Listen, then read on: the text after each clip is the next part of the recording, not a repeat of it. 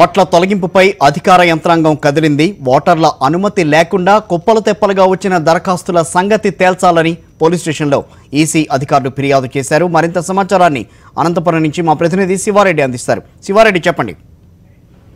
కిషోర్, ఓట్ల తొలగింపు వ్యవహారానికి సంబంధించి అనంతపురం జిల్లా యంత్రాంగం ఇప్పుడిప్పుడే కదలిక మొదలైంది. ఎందుకంటే కేంద్ర ఎన్నికల సంఘం, రాష్ట్ర ఎన్నికల సంఘం ఈ వ్యవహారానికి సంబంధించి సీరియస్ గా స్పందించడంతో అనంతపురం జిల్లా ఎన్నికల అధికారులు కూడా ఆ పోలీసులను ఆశ్రయించాల్సిన పరిస్థితి కనిపిస్తోంది. ఎందుకంటే అనంతపురం జిల్లా వ్యాప్తంగా ఇప్పటిదాకా ఫార్మ్ 7 నేపథ్యంలో ఫార్మ్ 7 దరఖాస్తులు దాదాపుగా 80,000కు పైగా వచ్చాయి, మొత్తం 14 కాన్స్టిట్యూన్సీకి సంబంధించి. అయితే ఓటరుకు తెలియకుండానే, అప్లికెంట్ కి తెలియకుండానే వస్తున్న దరఖాస్తులు పూర్తి స్థాయిలో వివాదాస్పదమైన నేపథ్యంలో ధర్మవరం, రాప్తాడు కాన్స్టిట్యూన్సీలో మొత్తం 5 కేసులు ఇప్పటిదాకా నమోదయ్యాయి. ఒక్క ధర్మవరం కాన్స్టిట్యూన్సీకి సంబంధించి 4 కేసులు నమోదైన పరిస్థితి కనిపిస్తోంది. ఎందుకంటే ఎన్నికల రిటర్నింగ్ అధికారులు పోలీసులకు నేరుగా లిఖిత పూర్వకంగా ఫిర్యాదు చేయడం జరిగింది.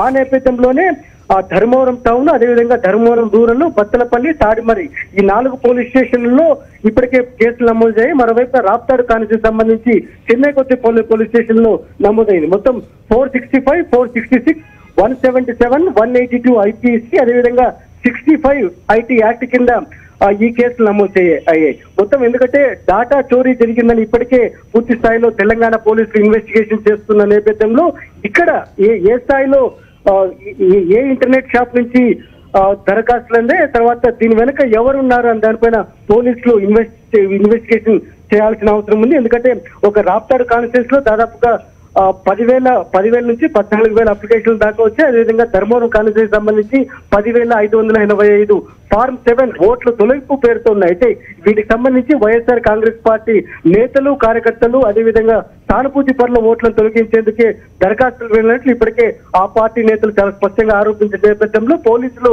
కేసు నమోదు చేయడం ప్రాధాన్యత సంతరించుకుంది. నిష్పక్షపాతంగా విచారణ చేయాలి.